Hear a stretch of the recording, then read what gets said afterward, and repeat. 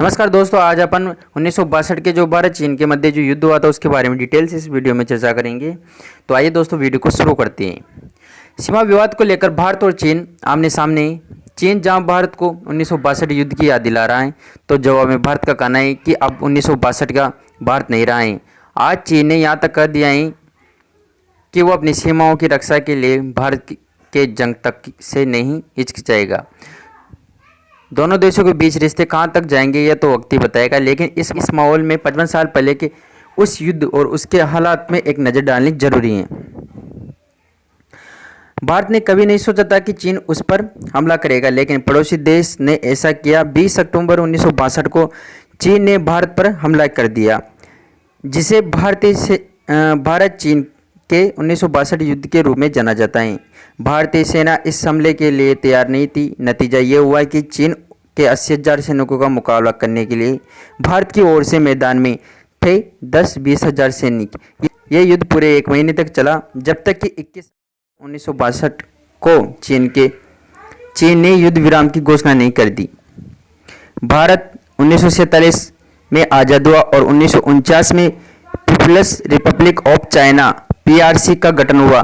तब से भारत सरकार की नीति चीन के साथ सौहार्दपूर्ण संबंध बनाए रखने की रही। जब चीन ने तिब्बत पर कब्जे का ऐलान किया तो भारत ने विरोध पत्र भेजा और तिब्बत के मुद्दे पर बातचीत की पेशकश की।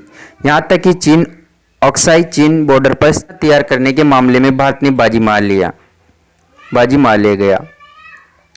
भारत चीन ने अपने संबंधों को लेकर बहुत गंभीरता और जापान के साथ एक शांति संधि में इसलिए शामिल नहीं हुआ क्योंकि चीन को उसमें नहीं बुलाया गया था। चीन कई मुद्दों पर दुनिया में अलग थलग हो चुका था और भारत एक तरह से चीन का प्रतिनिधि जैसा बन गया था।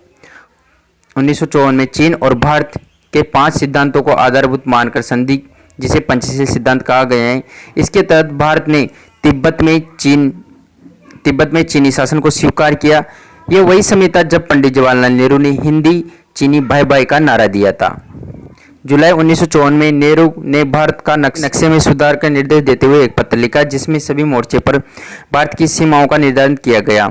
चीन के नक्शे में भारत के तकरीबन 12 लाख वर्ग किलोमीटर की भूमि को चीन का दिखाया गया। पहुंचे जाने पर PRC से पहले प्रधानमंत्री चाओ एन लाय ने जवाब दिया कि ऐसा नक्शे में गलती से हुआ है।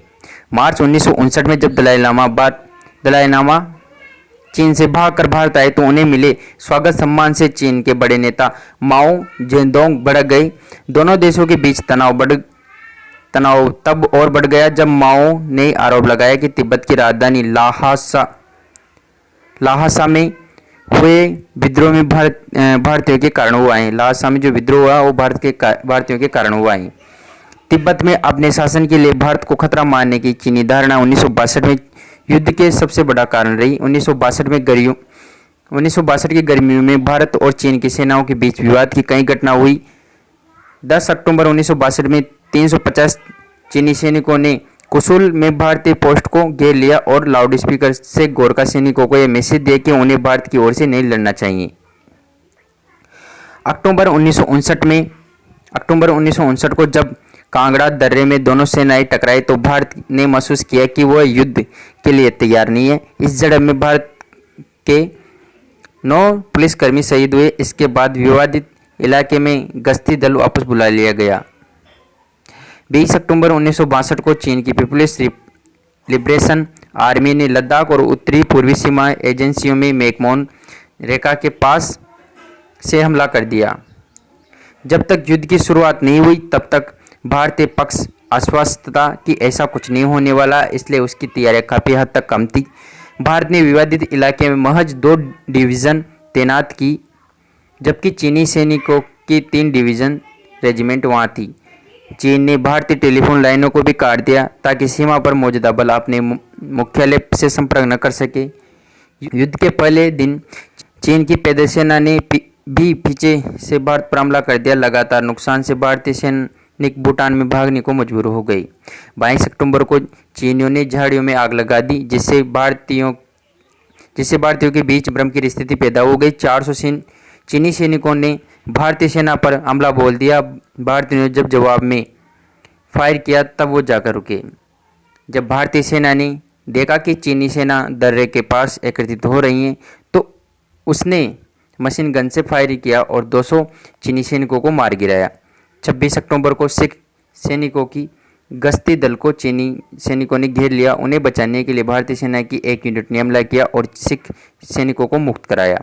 चीन के आधिकारिक सैनिक इतिहास के मुताबिक इस युद्ध में पश्चिमी सेक्टर में सीमा को सुरक्षित बनाए रखने के चीन के लक्ष्य को हासिल कर लिया।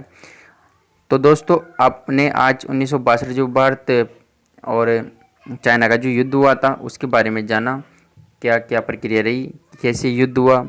ठीक है, तो आई होप आपको समझ में आया होगा युद्ध के बारे में। मिलते हैं नेक्स्ट इन्फॉर्मेशन वीडियो के साथ, तब तक के लिए जय हिंद, वंदे मातरम।